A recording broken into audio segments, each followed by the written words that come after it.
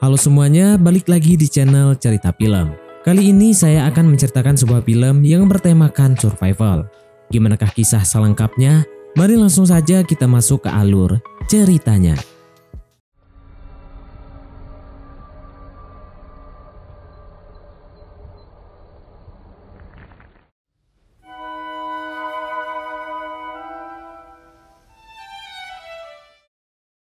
Di Spanyol, suatu bencana misterius terjadi yang menyebabkan kehancuran mahadahsyat dan memakan korban jiwa yang tak kalah banyak. Sebelum bencana tersebut terjadi, seorang bocah bernama Didak sedang iseng memperbaiki traktor sambil mendengar siaran radio nasional. Diberitakan bahwa fenomena badai matahari sedang melanda bumi sehingga suhu meningkat, bahkan banyak satelit yang rusak. Namun mekanik bengkel datang dan menyanggah beritanya, lalu bilang ke Didak kalau sekarang adalah hari di mana alien mulai menginvasi bumi.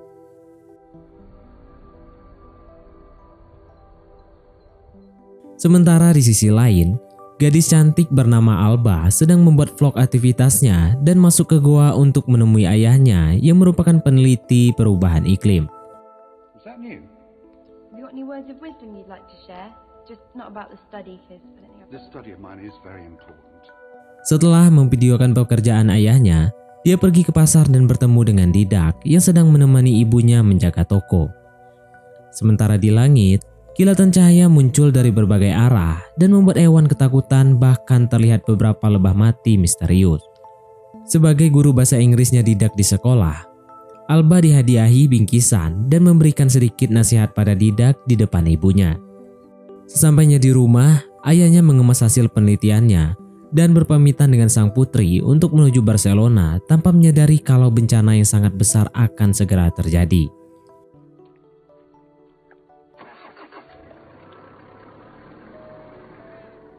Di sore hari, saat Alba berkendara, dia melihat Didak sedang dibuli oleh 3 pemuda hingga dilempar ke dalam danau. Alba yang tahu kalau Didak tidak bisa berenang, langsung menceburkan diri dan mencari Didak yang mulai tenggelam. Tanpa diduga, langit semakin berpijar dan terjadi badai matahari yang sangat panas selagi Alba menyelamatkan muridnya itu di dalam air.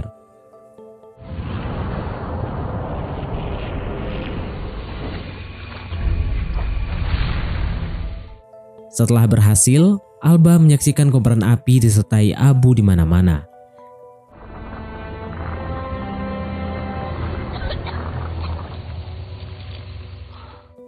Karena motornya terbakar, keduanya menuju rumah Didak dan mendapati bahwa ibunya Didak meregang nyawa akibat bencana itu.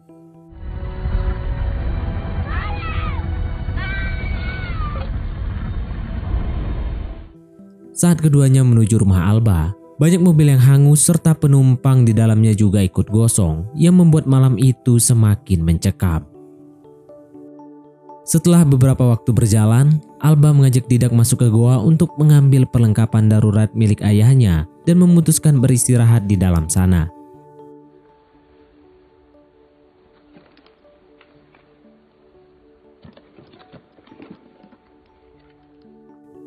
Di pagi hari, keduanya melanjutkan perjalanan ke rumah Alba dan terkejut manakala rumahnya yang agak jauh dari kota juga ikut hancur.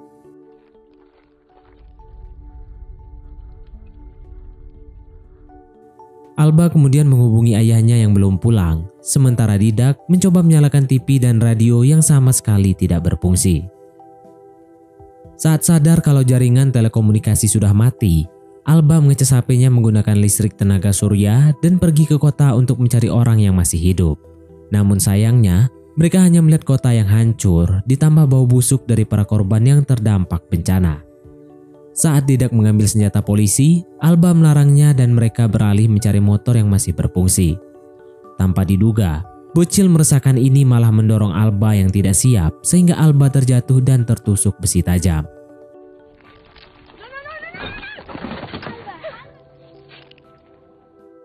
Setelah sampai di rumah, Alba mengobati lukanya dengan peralatan medis seadanya tanpa menyadari kalau dirinya beresiko mengalami penyakit tetanus. Selama beberapa hari, karena lukanya tidak ditangani dengan tepat, Alba mengalami demam tinggi dan lukanya semakin memburuk. Dari buku yang Alba baca, dia berkata kalau dirinya membutuhkan suntikan antibiotik sehingga Didak langsung keluar mencari di kota pada tengah malam walaupun Alba sempat melarangnya.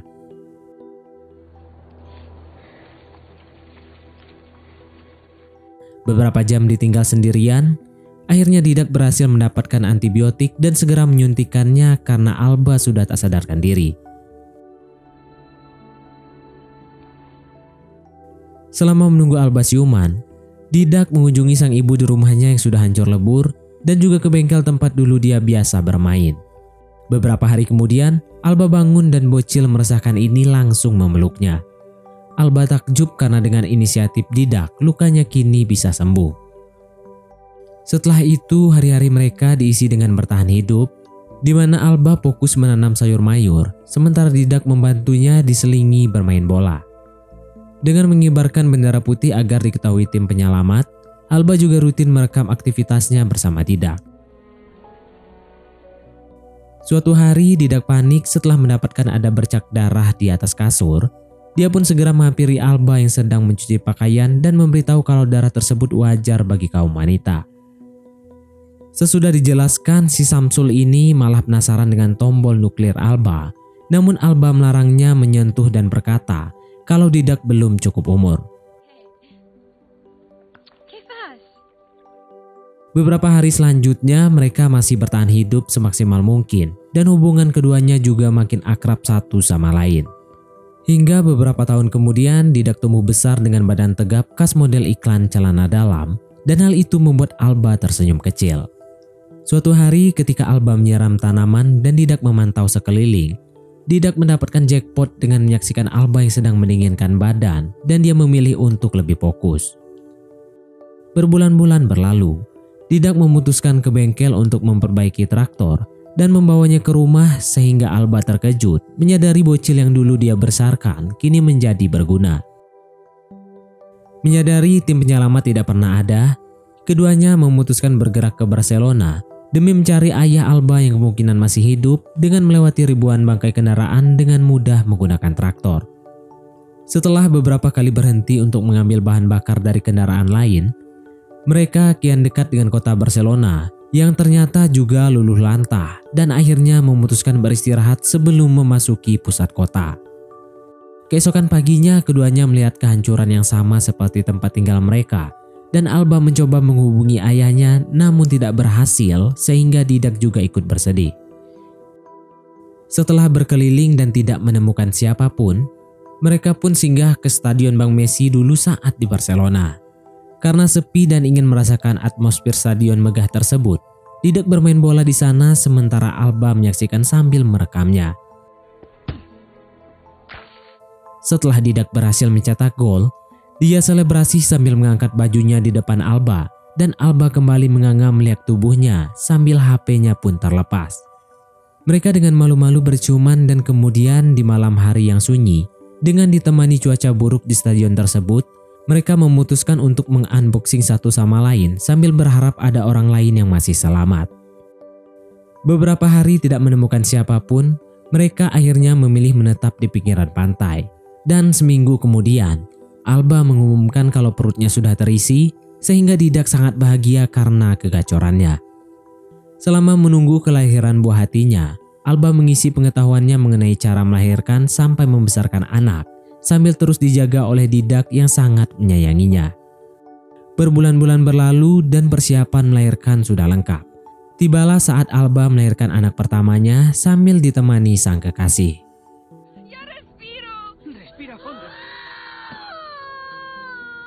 Akhirnya setelah itu mereka berhasil dikaruniai seorang anak yang sehat dan diberi nama Kai. Keesokan harinya saat Alba menyusui dan Didak mencicipi apa yang diminum oleh Kai, mereka melihat kapal layar sehingga Alba melambaikan tangan agar kapal tersebut mendatanginya. Sementara itu Didak tampak tidak menginginkan orang lain di tengah keluarganya tersebut, namun Alba bersikeras dengan kemauannya sehingga Didak mengambil senjata tajam untuk berjaga-jaga. Tanpa diduga mereka melihat pria tua di pinggir pantai yang masih bernapas sehingga langsung ditolong. Setelah lukanya diobati, pria tua itu berterima kasih dan meminta izin untuk memeluk keduanya dan kemudian menangis berseduh-seduh.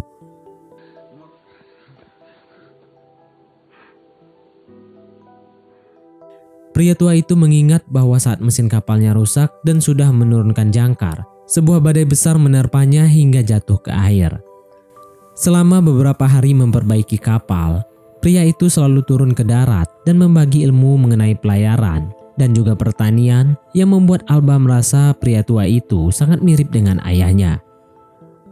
Suatu hari Didak mulai cemburu dengan kedekatan Alba dengan pria itu, dan firasatnya terbukti saat memergoki pria tua itu sedang mengintip Alba yang sedang menyusui. Namun pria tua itu beralasan kalau dia hanya ingin memberikan madu yang dipanen langsung dari pulau asalnya yang berguna meningkatkan kualitas ASI. Mendengar penjelasannya, Didak tetap marah dan kemudian memintanya pergi, apalagi diketahui kalau kapalnya sudah selesai diperbaiki. Akhirnya pria tua itu menuruti perkataan Didak. Namun sebelum pergi, dia berbalik dan mengundang keduanya untuk pesta kecil-kecilan di kapal sebagai bentuk rasa terima kasih. Tanpa diduga, Alba langsung mengiyakan tanpa meminta pendapat Didak terlebih dulu.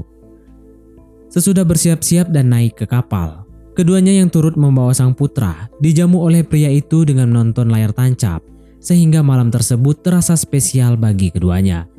Namun malapetaka bagi keduanya terjadi di pagi hari ketika Didak sadar kalau kapal sudah menjauhi daratan, dan tiba-tiba pria tua itu menghajarnya sampai terjatuh ke air.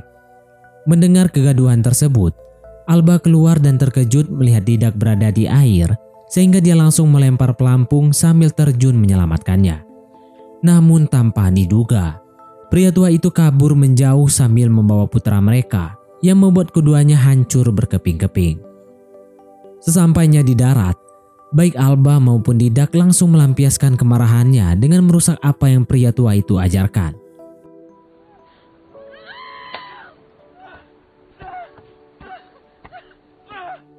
Berjam-jam melihat ke arah laut, mereka akhirnya memutuskan akan mengambil kembali putranya dengan melakukan persiapan yang diperlukan. Selama beberapa hari, keduanya mencari pulau yang kemungkinan dijadikan tempat tinggal pria tua tersebut, sambil berusaha menyiapkan kapal dan belajar navigasi pelayaran. Setelah itu, Alba mendapat petunjuk melalui bunga yang biasa memproduksi madu, sehingga mereka langsung bergegas ke pulau yang memiliki bunga yang dimaksud. Setelah semua siap, mereka pun langsung berlayar selama beberapa jam ke pulau tersebut. Dan saat sampai, ada lebah yang hinggap dan syukurnya mereka juga menemukan kapal si pria tua itu. Karena kapal tersebut kosong, mereka memutuskan turun ke darat sambil membawa senapan dan masuk ke dalam hutan. Sampai kemudian, mereka menemukan bangunan tua misterius. Tiba-tiba mereka melihat pria tua yang dicari sedang keluar dari gudang bawah sambil memakai pakaian khusus untuk memanen madu. Keduanya pun segera mengambil kesempatan tersebut, di mana Didak bertugas mengawasi pria tua itu, sementara Alba turun ke bawah gudang. Putranya pun ditemukan terkunci di dalam kandang besi, sehingga Alba meminta bertukar posisi agar Didak membuka kandangnya dengan perkakas. Namun saat Didak terlalu lama dan Alba lengah dalam mengawasi, pria tua yang melihat Alba di tempatnya langsung menyerangnya sambil merebut senjatanya. Mendengar keributan itu, Didak naik, namun nasi sudah menjadi nasi goreng, sehingga keduanya terpaksa menuruti kemauan pria tua bangka tersebut.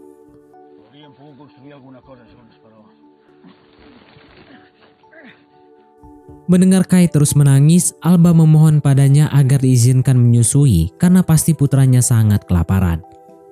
Akhirnya pria tua itu mengizinkan Alba untuk menyusui putranya, namun dengan ancaman akan ditembak jika melakukan perlawanan.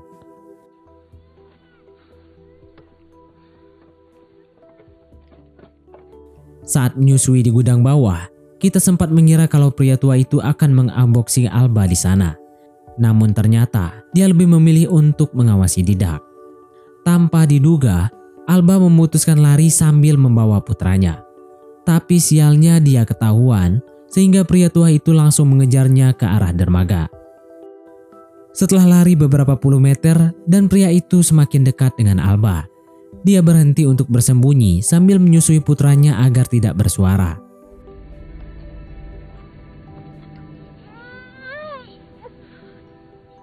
Tak lama kemudian pria itu mendengar suara tangisan, dan sesudah diperiksa, dia mendapati HP yang sedang memutar video Kai sehingga ia sadar kalau Alba berusaha membebaskan Didak.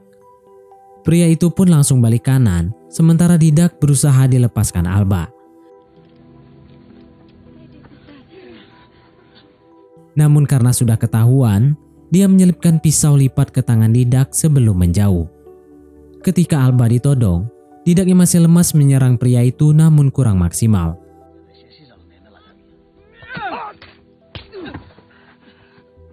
Alba pun mengambil senjata yang terjatuh dan mengarahkannya ke pria itu.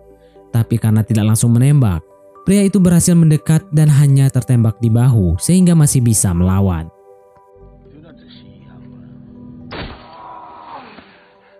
Didak yang melihat hal tersebut langsung bangun dan menyerangnya menggunakan cangkul. Namun pria itu mampu menangkisnya sampai membuat Didak pun jatuh tersungkur. Pria tua itu dengan sigap berhasil mengambil senapan lebih cepat sekian detik dari Didak yang mengambil celurit. Tanpa diduga demi menyelamatkan putranya, Didak memutuskan melibasnya hingga tewas dan terdengar suara tembakan. Namun untungnya dia masih kuat berjalan untuk memeluk putranya. Alba yang sudah sadar dari benturan langsung ke atas menemui Didak yang kemudian langsung jatuh karena ternyata dadanya terkena tembakan.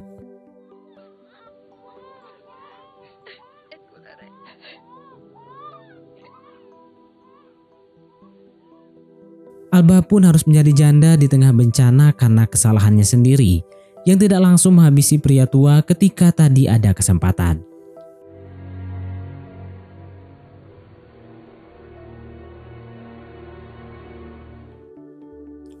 Beberapa tahun kemudian, Kai sudah tumbuh dan memiliki hobi yang sama dengan ayahnya. Alba kemudian memperlihatkan rekaman video Didak pada putranya saat bersenda gurau, bermain bola sampai akhirnya Kai lahir.